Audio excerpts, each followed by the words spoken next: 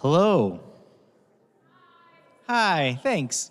My name is Ronnie Houchin. My pronouns are he, him, his, and I'm the Associate Director in the Center for Student Engagement. And thank you for sticking around. I know it's been a very long day. It's been a long week. And I appreciate you being here for the last sort of official educational session of the day today, and one of the last ones of orientation altogether. So I really appreciate you all sticking it out. I am here with my friend Hudson. Hey everyone, I'm Hudson Boldu. I use he, him, his pronouns, and I'm your Diversity and Inclusion Coordinator for the Natick Diversity and Action Center. So we're here to talk to you a little bit about what it means to be in a community like UAF, right? UAF is a university.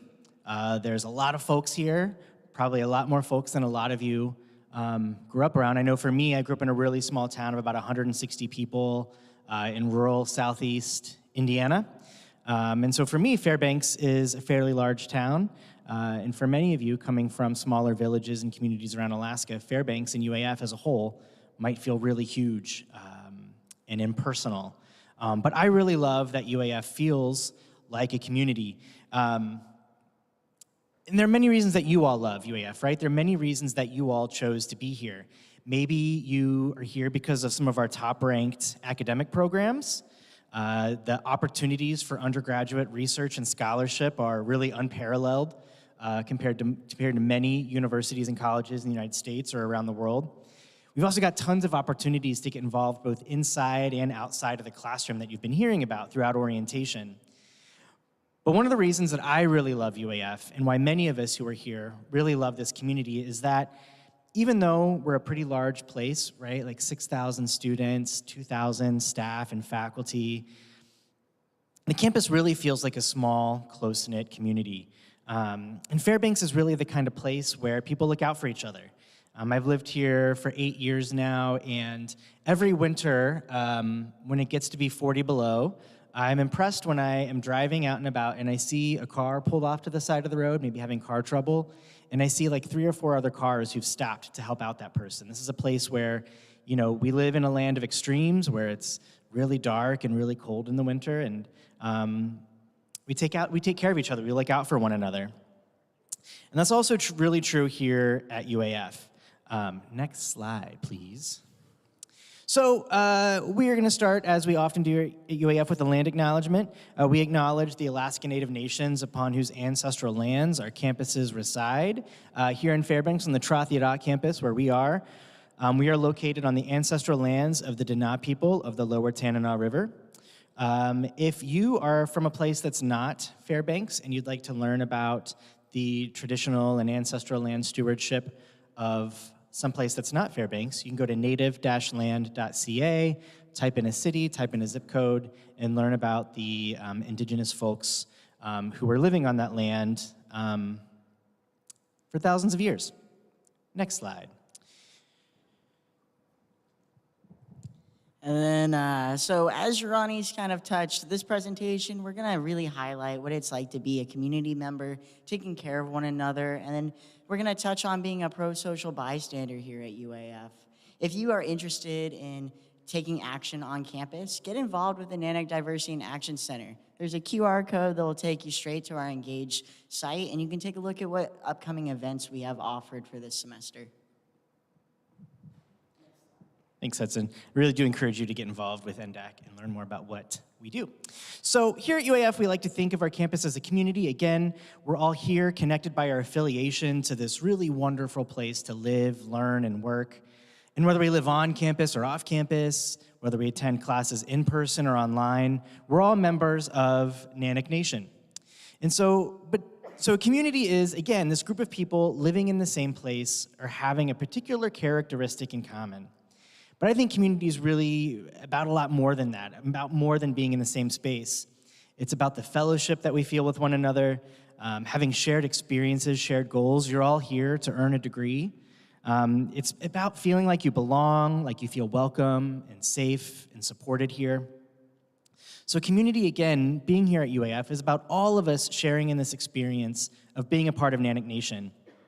And for me, that's about looking out for one another and striving towards creating a safe, respectful, and caring community. So UAF has 6 strategic goals, and one of them is embracing a culture of respect, inclusion, diversity, and caring. Everyone has the right to feel like they belong at UAF. Everyone has the right to show up as our authentic selves, bringing our values and our beliefs, our interests, our identities, our goals, all of who we are. We have the right to bring that here into this community. But unfortunately, we know that not everyone feels as safe, as welcome, or supported as we would want them to here at UAF. A couple of years ago, we did a campus climate survey, and we found that only about half of people at UAF feel satisfied with their sense of belonging at UAF, with this idea that everyone feels like they're welcome and belong at UAF, only half. About a third of the people who took the survey reported being unsatisfied with the campus climate. Only about 63% of the people who responded reported feeling comfortable sharing their views on diversity and equity as part of our campus. And when we looked at some of the subpopulations, when we looked at LGBTQ plus folks, members of the Black folks who are members of our community, Hispanic students, we know that they feel less comfortable at our university than their peers do at other four-year institutions. We know that this isn't a problem just at UAF, that many colleges and universities have some challenges around making sure that everyone feels like they belong. And it's up to all of us to work together to make sure that all members of our community feel like they belong. So let's talk a little about respect, right? Respect is the first piece of this goal of a respectful, inclusive, caring community. Next slide. So I want to acknowledge that all of us come here with our own beliefs and values that are rooted in our culture, maybe a faith tradition that we were brought up in, instilled in us by our families, maybe connected with our political beliefs, our political views. These beliefs and values that we have shape the way we view the world around us. They influence how we choose friends, how we choose to spend our time. Our beliefs and values influence how we dress, what we eat, what career we're working towards, who we vote for. And college is a time when your beliefs are going to be challenged, right? Many of us are in a place that's more diverse, maybe, than where we grew up in, where we're going to meet people who have different beliefs or different values than we have been exposed to throughout our lives. While you're here at UAF, you might find that your beliefs are challenged. You might grow stronger in your beliefs and values. You might believe different things or choose new values. I'm not here to tell you how or what to believe, and I don't really believe that it's the university's role to tell you what to believe or how to believe it. But we do have some standards around behavior, right? That's kind of what Margot was talking about before. The university has standards around how we treat one another, how we interact with one another. Sometimes it's important for us or necessary for us to separate our beliefs from our behaviors. If we allow our beliefs to influence our behavior in such a way that we're choosing through our words and our actions to make others feel less than, unwelcome, harassed, discriminated, that's when the university can step in and challenge those behaviors, right? And through things like the Title IX process, the student conduct process, and other processes, work with students to understand how those behaviors are unacceptable in our community and how those behaviors make folks feel unwelcome in our community. It's also important for us to separate and recognize that the intent of our words sometimes don't justify the impact, right? I think many of us say things that with positive intent, right? But sometimes when our words have the impact on someone that makes them feel, again, unwelcome or less than, that's valid. And it's important for us to own up to the fact that sometimes, even when we don't mean it, we might, through our words and actions and choices, make folks feel harmed or hurt or less than. Next slide. It's also important, I think, for us to talk about boundaries in this. A part of being respectful is respecting others' boundaries. And the first step in setting boundaries is exploring the boundaries that already exist in your life, right? You're going to be in new situations, meeting new people. that you're gonna have to work through setting boundaries with. Many of you may be living with a roommate that you don't know in the residence halls, or you're gonna be working in class projects with folks you've never met before. Maybe you're gonna be working with people that you didn't know until you came here to UAF. And so as a way to help set boundaries with those folks, one step is examining the boundaries that already exist in your life. For example, you might find that you have healthy boundaries with your friends, but maybe not with members of your family. Using the boundaries that are healthy as an example, you can begin to define the kind of boundaries you want to set with people in your life based on the relationships you have with them. Now, boundaries aren't useful unless you can communicate about them. Be direct. Let the people in your life know what your boundaries are and ask them what their boundaries are. This is especially important in romantic relationships and with roommates. Having conversations about boundaries early on in the relationships that you're forming will help avoid conflict later on down the road. Now, it's also important to keep it simple. Saying no simply and firmly to the things you don't want to do is a great way to set a boundary. And don't feel as though you have to over-explain, right? A boundary is a boundary, and it's not up for someone to challenge or to try to push that boundary. And keep the focus on yourself. Some of you might have heard when you're in conflict with someone to use I feel or I need statements. For example, instead of saying to your roommate, you have got to stop eating my Lucky Charms, you might turn around and say, Lucky Charms are a special treat that I buy for myself. They're my favorite cereal, and I feel disrespected when you eat my Lucky Charms, right? So you're putting the onus on yourself. You're centering yourself in the conversation and not attacking the person who's pushing that boundary. And of course, boundaries aren't possible without consequences. It's important to explain why your boundaries are important to you and what it might mean for a relationship if those boundaries aren't respected. If your roommate keeps eating your Lucky Charms even after you've set that boundary, one consequence could be involving your RA if you live on campus and having a mediation around that boundary, or it could mean finding a room change or moving out of your apartment. So to summarize, figure out what you want from the relationships in your life. From your friendships, from work relationships, from classmates, from romantic relationships. Set boundaries to support those things that you want and communicate those boundaries clearly and simply with the people in your life. And also respect the boundaries that people set for you. And that brings me to our next topic, which is about consent. Margot talked about this, but I think it is important to reiterate that consent isn't just important in sexual relationships. Consent is important in all of the relationships of our life. It's just the context we most often talk about consent is in regards to sexual relationships. Consent has to be a continual conversation around our boundaries and our needs. So consent must be active, right? All members of that activity are participating actively in that, right? Consent has to be communicative. We have to clearly and verbally agree and indicate that we agree to that activity, and it's got to be willing, right? Somebody's got to be willing to agree in that activity. Consent is never uncomfortable, communicative, or coercive. Asking for consent from one another in all aspects of our life, right? Not just sex. Consent is about, is it okay if I don't wear my mask? Is it okay if I have your Lucky Charms? Is it okay if I have a friend over, right? Normalizing asking for consent makes it easier to talk about consent in the sexual context, but also helps us create a caring, respectful university community for one another.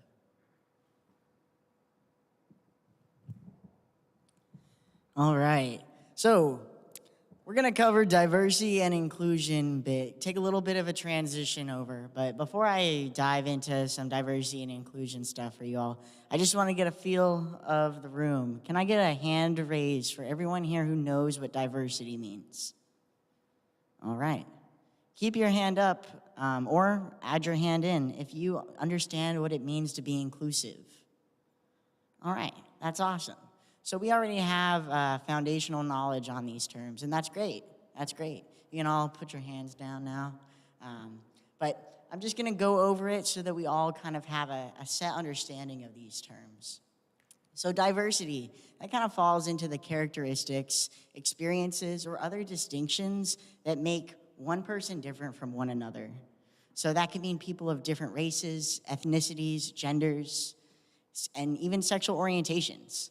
And when we're thinking about inclusion, when we're adding that in, our goal is we want to establish an environment where people feel welcome, and we eliminate any surface or hidden level barriers that prevent others from participating or feeling included. So that could be attending events like this. We want to make sure it's accessible for everyone, regardless of ability, so that they can enjoy and participate at the same level as everyone else. Now, diversity and inclusion is something we're going to talk about a lot within this presentation, but it's also a theme that we're going to be looking into when we put on programs, events across campus, because at the end of the day, we want to make sure that we remove any barriers and that everyone is able to participate and enjoy the resources provided here at UAF.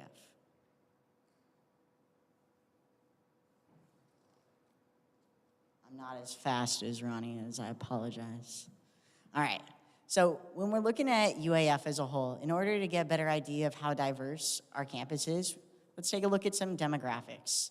So did you know that we have students that attend UAF who are originally from all 50 states within the United States? So that's pretty cool. That gives us a large background idea of who makes up our campus here. Transitioning into that, we have students that come here from 31 different countries. So not only do we have students from all 50 states here, but 31 different countries. So that's a really large pool of students that currently attend UAF. So I'm thinking right there that we have a lot of students from different backgrounds, different cultures, different ethnicities, who we can learn from, share experiences from, and develop value with one another.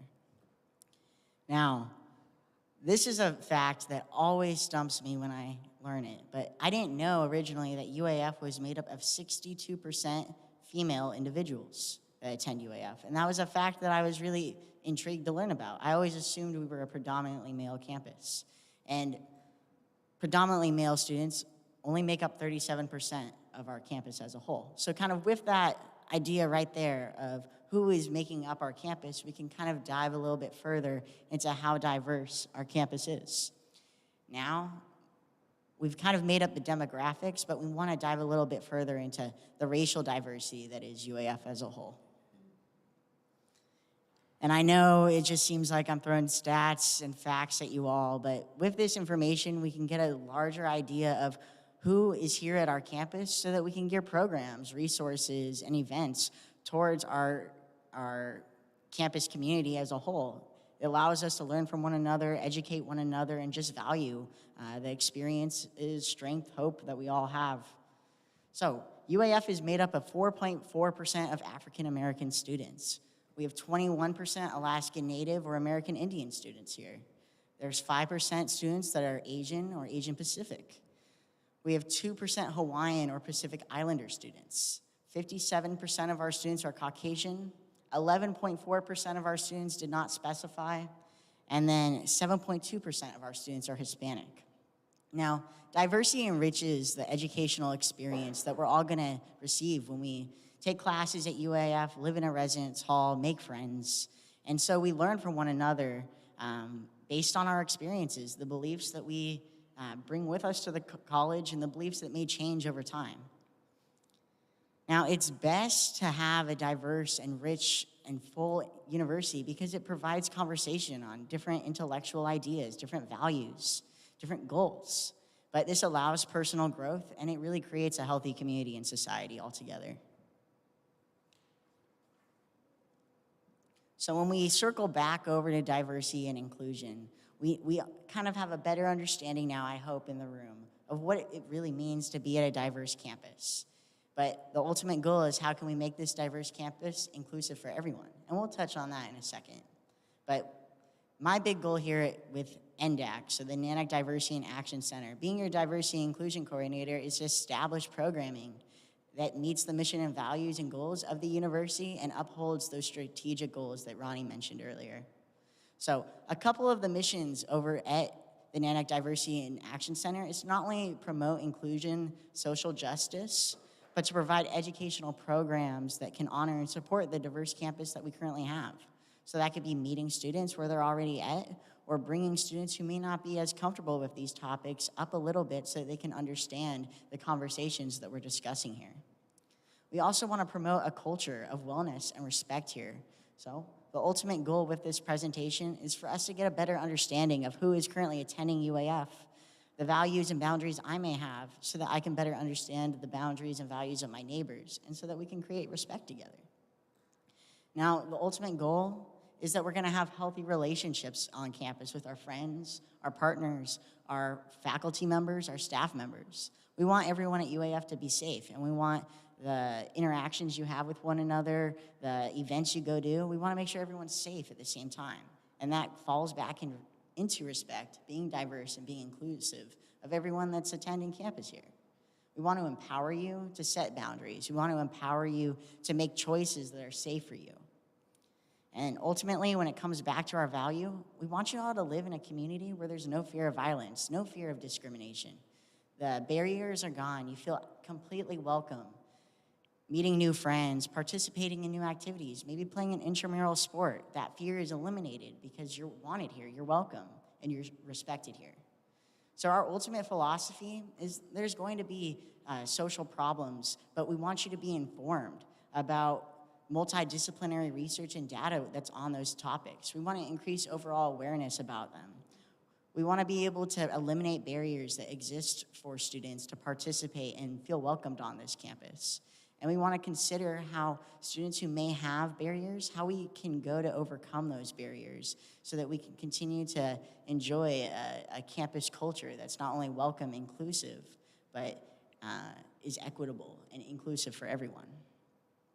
And the big thing, we just want to prevent any kind of discrimination, harassment, or violence that's on this campus. Now, this is one of my favorite graphics. How many of you have seen this graphic before? All right, so a large portion of the room. So I'm just gonna highlight equality for a second. So it's the ultimate idea that when a resource is being provided, that we are all being given it at an equal level. Regardless of need, we're all receiving this resource and it's equal. So we're watching a soccer game and everyone's been given a stool. So everyone's been given an equal resource to access the game. But the need isn't necessarily met for everyone who's been given that resource. There's still an individual on the right side of the picture who still can't see the game. So when we're thinking about equality, that's the act of providing a resource to everyone, regardless of if it meets the ultimate need for someone to be able to enrich and enjoy that activity. So everyone's getting it. It's completely equal across the board. Now, when we transition into equity, we're providing the resources that are needed for everyone to participate and enjoy the event. So we have the individual on the left who's taller.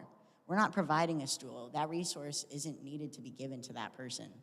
But then the other two, the individual in the middle, they're only given one stool because that's all they need to participate and enjoy this activity. But that individual on the right, they're given 2 steps, like 2 stools stacked on one another, because that's what they need to be able to participate. But when we want to think about inclusion, we want to completely eliminate the barrier. And that barrier is that fence. So having the picket fence instead, now everyone can see the game. We don't have to put added resources into the mix because it's already inclusive for everyone to participate. So that's our ultimate goal when we're putting on programming, events, sports, classes. We want them to be inclusive to everyone so that we don't have to put in added resources. The resources are already embedded into it. And I'm gonna pass this over to Ronnie now. Thanks.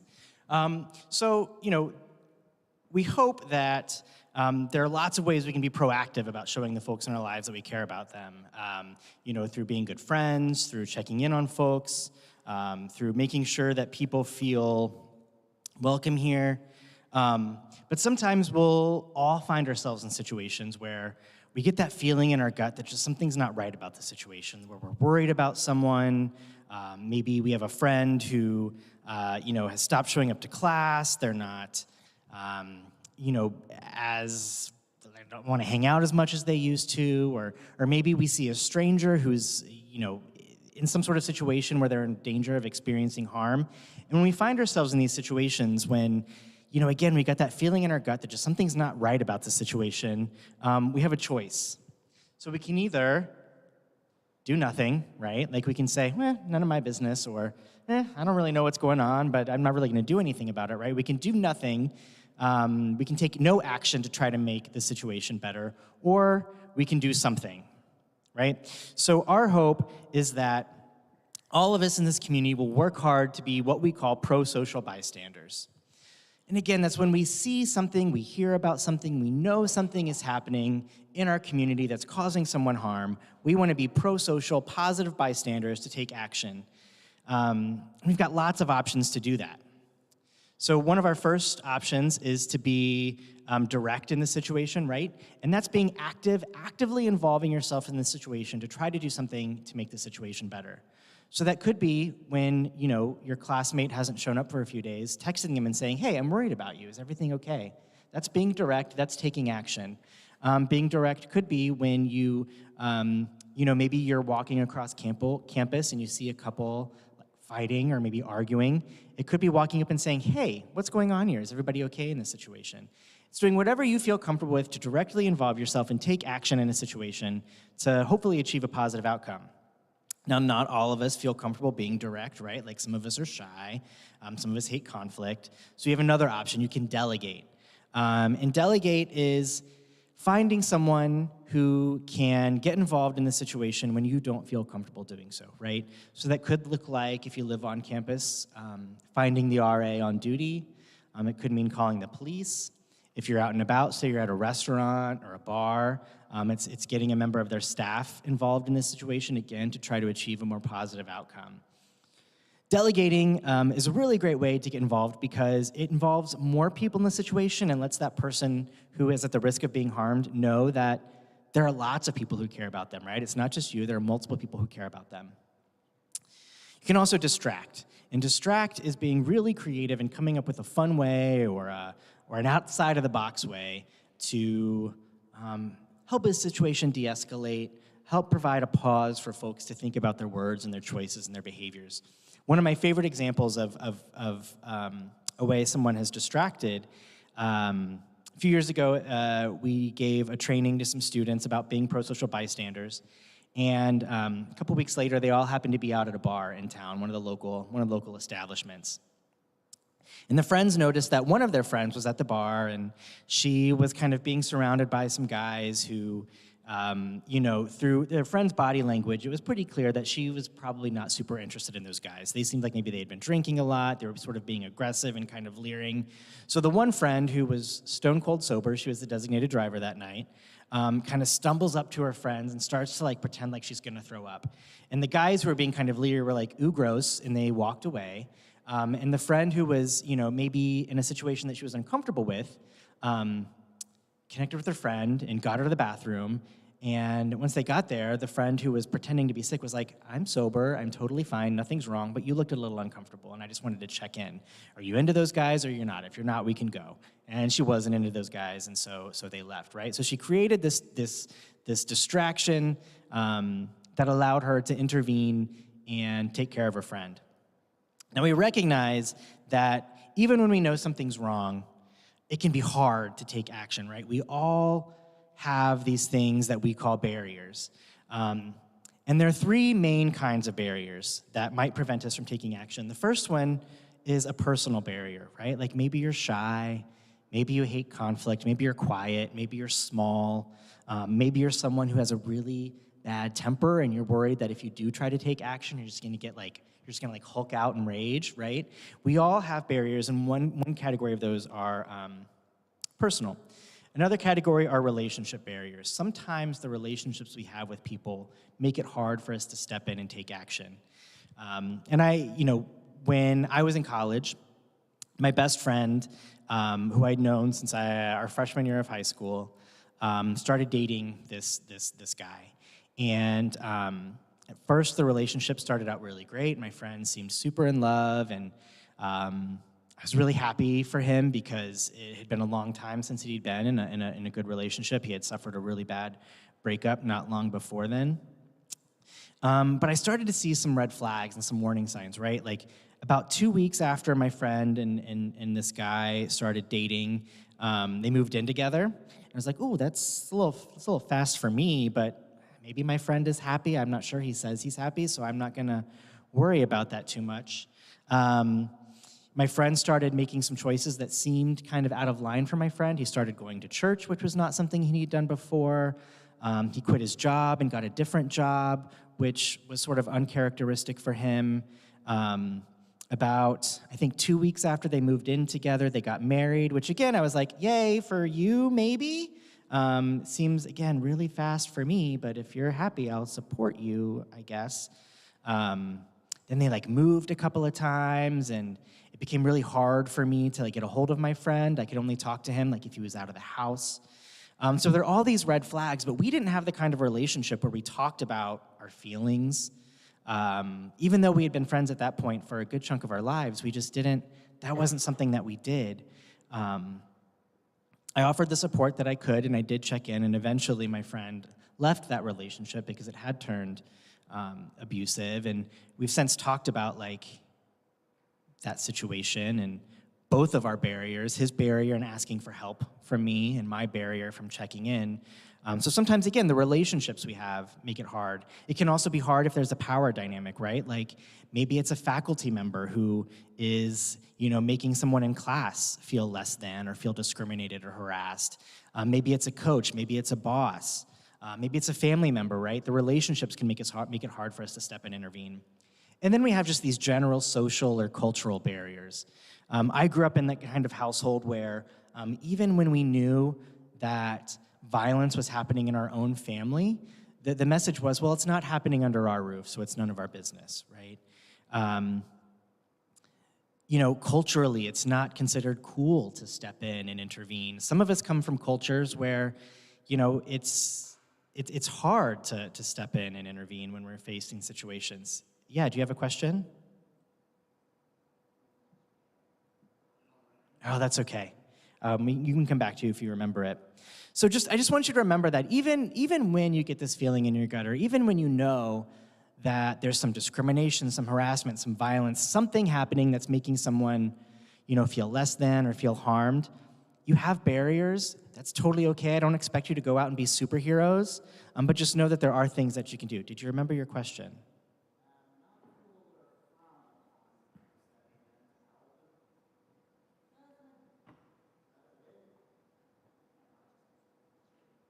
Okay, thanks. But remember those 3 Ds, right? Direct, delegate, distract. Those can help you get around your barriers, and whatever you do, I hope that you care about the folks in your community and that you do something to try to make everyone feel cared about and welcome. I'm gonna pass it over to Hudson. All right. So you may have the next slide. Perfect. All right. So we're taking a look at this non-discrimination policy that UAF has. I'm going to give you all a moment to read it. I'm not going to read it for you. But ultimately, this is a campus that has a complete zero non-tolerance policy on discrimination. That means within our programs, our classrooms, our residence halls, our community. It will absolutely not be tolerated here. And the whole goal of that is because we want everyone here to feel welcome. We want everyone here to be able to participate, make friends, and really expand themselves, grow, and learn about, who they are while they're here at UAF, free from discrimination, violence, or harassment completely. Now, you all seem pretty zoned out, pretty tired, so you're all gonna hate me for this, but I want you all to stand up, please. All right. Now, I want you all to find someone that you don't know, that you're not sitting next to, and I want you to introduce yourself to them, and I want you to tell them something about yourself. Let's get some energy in this room. Our presentation's almost done. I'm gonna give you a minute for this.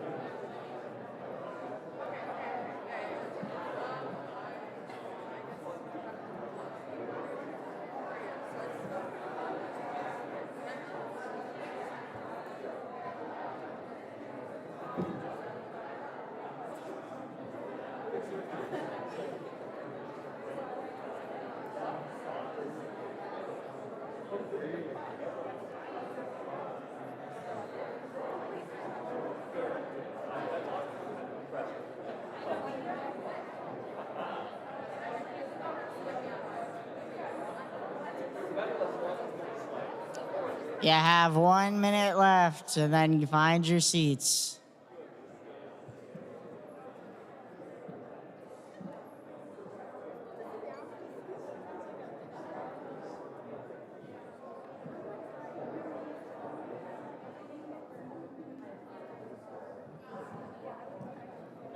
All right, let's find our seats, everyone.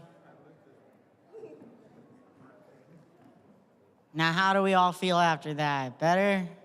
More awake? All right, cool. Cool. Well, now getting back to recognizing discrimination. All right, all right.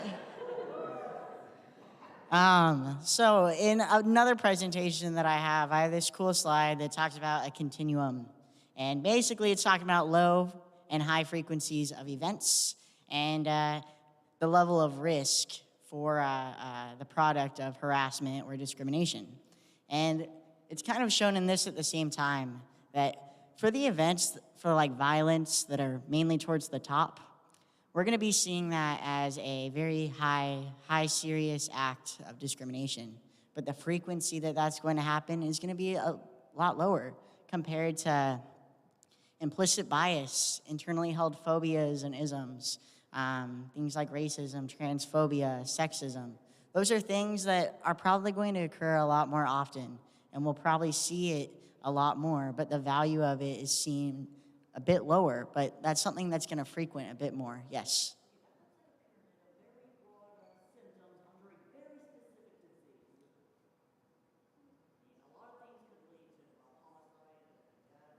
So with this pyramid, we're mainly talking about how discrimination at very intense levels can lead to some individuals losing their lives through aggression from other people. That could result from homicide. It could be relationship violence that it occurs. It could be through racism. It could be through homophobia, transphobia. And that's why death is highlighted on here. We have physical expression or verbal expression in here as well in case there is physical abuse or verbal abuse that comes from these actions. But ultimately, the pyramid is to recognize that discrimination can have a lot further of an effect than we may initially believe. At a lower level, but probably a higher frequency, we'll probably see it in beliefs and attitudes. But in a higher, I guess, value of how it affects somebody, we'll probably see it at a lower frequency in something like death or homicide. But that's just to kind of highlight how discrimination and violence really fall back into the little things that we can do to recognize when discrimination is taking place. Does that make sense at all? Okay, cool. But ultimately, these are things that we want to prevent from happening here at UAF. We want to prevent stereotyping. We want to prevent conversations with our friends where we're using culturally inappropriate slurs when we're maybe talking to our friends or texting them. We don't want to be displaying any type of violence or appropriation towards others because we don't want to be discriminatory. We want to be inclusive. That's our goal within being part of this community.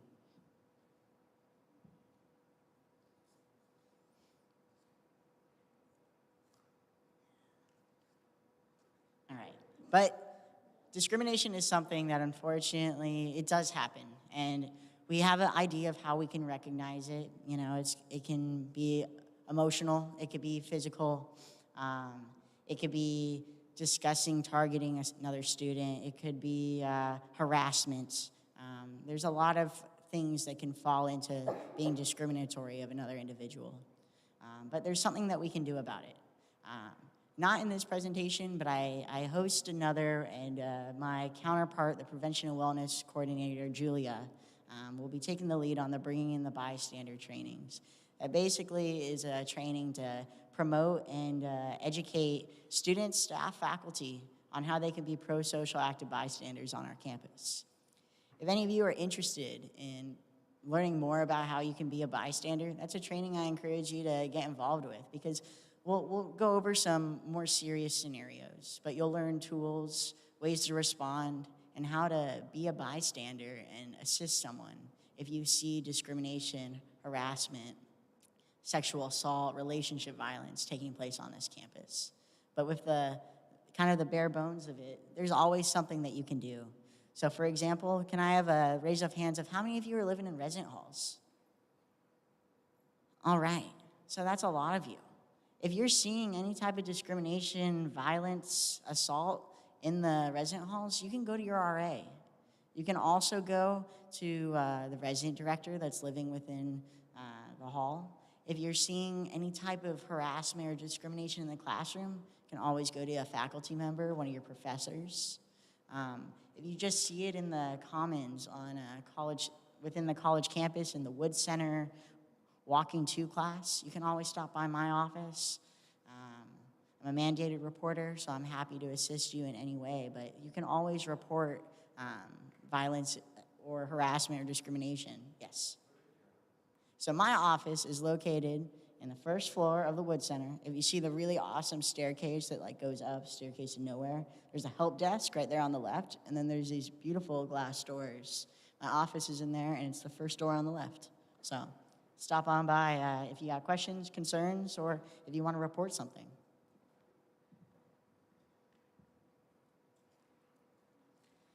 Now, diving deeper into how we can be proactive on campus, you can attend trainings like this. You can attend events like Safe Zone, bringing in the bystander, QPR, suicide prevention, gender inclusive training. You could even take it further. I've spoken to a few of you yesterday and the day prior who are interested in languages. You could learn a new language, learn about another culture. Maybe head over to RSS, participate in their community room on one of their Fridays. They have meals in there usually, and give you an opportunity to try new food from a different culture. You can even go further, go into the Eielson building and learn about study away programs, travel to another country for a semester, get embraced into another culture. But maybe in the resident halls, during your resident hall meetings, or when you're in a program or event, meeting someone new, learn their pronouns. Challenge language. So if you hear someone being disrespectful, maybe if someone is sending a group chat, you're in a group chat with your friends and someone's sending a picture of their significant other, maybe it's a nude or something like that, challenge it. Did you mean to send this to the group chat to all of us? Establish that that's not the kind of environment, that we really appreciate here on campus. And I know that's a bit serious of a scenario, but I just want it to be something that you all can understand, that we can challenge the things that we hear. We don't have to go along with it. We can be a pro-social active bystander when it happens. You could go to a religious service, take a class even, but ultimately we want you to get involved. There's a bunch of programs taking place this semester. Through orientation, you guys are doing a lot of stuff already, but make new friends. So hopefully with that activity we just did, maybe you have a new friend in here. Now there's someone else whose name you know. Go get lunch, go hang out, go do an activity, go to a program. But reach out, check in. I want you all to have a great year. And it really starts with you all building community and creating a safe environment of what you will and will not tolerate on this campus. And then ultimately, we want to take care of ourselves and others. So establish boundaries, eat, sleep, exercise, go to class, have time management skills, advocate for yourself, invest in healthy relationships, check in with one another, get help, advocate for each other, refer to resources, respect one another's boundaries. I know this seems like really simple things, but sometimes it's a bit challenging to put yourself out there, to ask maybe your roommate for boundaries or provide boundaries to yourself. You don't always have to say yes. It's okay to say no. It's okay to take a break. It's okay to miss that program because you're tired and classes are burning you out. But we don't want you to burn out. We want you to take some wellness into your day-to-day.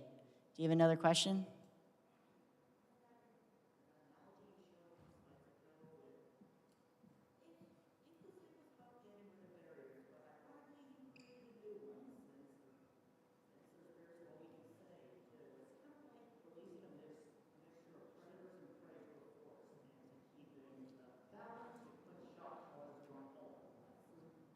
I appreciate you sharing that. And how about you and I talk about that a little bit further after this presentation? Would that be okay?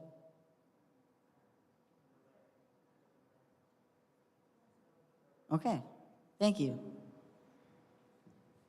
But ultimately, I want you all to have boundaries, and I want you to respect yourself and others. All right, and just because I have to promote my awesome office and the cool events that we're doing, we are doing a QPR suicide prevention training for Suicide Awareness Week. So that's going to take place September 4th. September 23rd, I've got a racism and marginalization workshop so we can kind of have tougher conversations and kind of take an outlook of what that looks like within education as well as occupation spaces. We're going to do a safe zone training on the 28th, so that's an opportunity to learn about inclusive language, the LGBTQ plus community, gender inclusivity. And then on November 14th, we're going to do a Bringing in the Bystander training, which again will assist you in learning about how to be a pro-social active bystander on this campus. We'll cover relationship violence, sexual assault prevention, and I really encourage you all to participate in those. A couple other things that are taking place. We have a Shine a Light speaker series where we highlight a speaker within the community each month. Definitely something to take a look at. We partner with the Northwest Campus for that. And the speakers we have lined up for you this semester are pretty awesome. I encourage you to attend them all. It's all via Zoom too, so you can do it right from your dorm room. Planned Parenthood and Generation Action are gonna be here, and we're gonna talk about reproductive health within the state of Alaska. In October, we have a LGBT history event that will be taking place, and Planned Parenthood will be coming back to kind of share what that history looked like in Alaska, where we were, well, I guess where we started and where we are now. We're gonna do a World AIDS Day fundraiser. It's gonna be a pancake fundraiser, and that will be in December in your Hess Rec area. Definitely wanna check that out, it's a blast. We're gonna do an event for International Human Rights Day. Again, that'll also be a Planned Parenthood. So definitely, we have a lot of rad programs coming up, and I hope you've all heard of the Humans versus Zombies event that will be taking place. Because you want to join, you want to play, you want to participate. The ultimate game of tag with Nerf guns. It's a 4-day event, and then we're going to have a concert at the end of it. So don't miss it. Sign up. You have until September 18th to sign up for it. Hope to see you all there.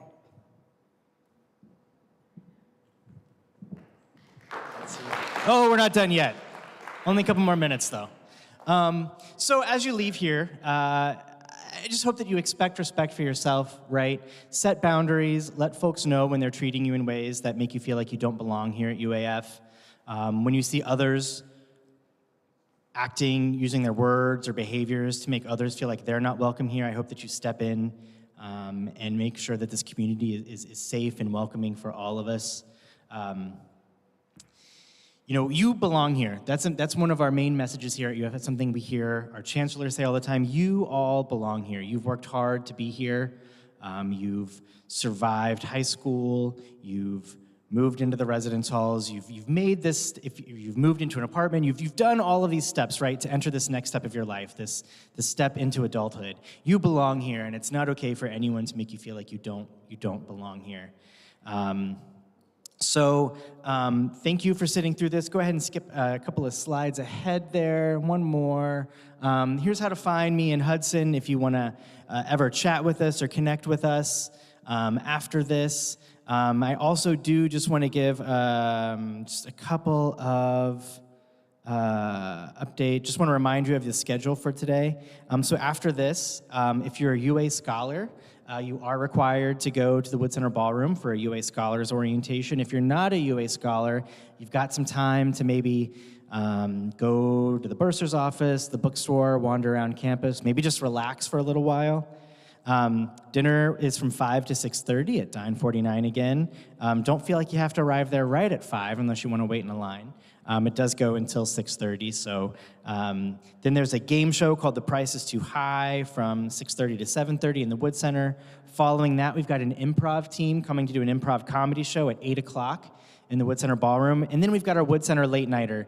So we're gonna have lots of games and giveaways and free food and lots of fun in the Wood Center tonight, starting at 9 o'clock, going until probably about 11 or midnight or so. So thanks for being here again. Thanks for choosing UAF. And enjoy your year. I hope it's a good and successful one for you.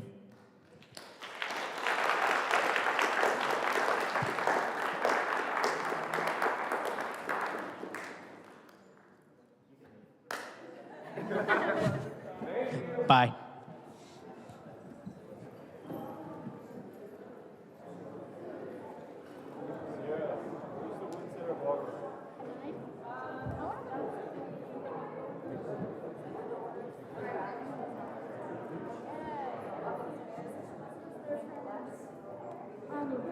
So I wasn't able to make it for the first half of like the presentation here, but I was really looking forward to it. Unfortunately, I had an appointment. Is there like a recording or a way to send the presentation? All right, amazing. And then also, I'm a UA scholar. I don't know whether what's such a problem is. Could you? Yeah.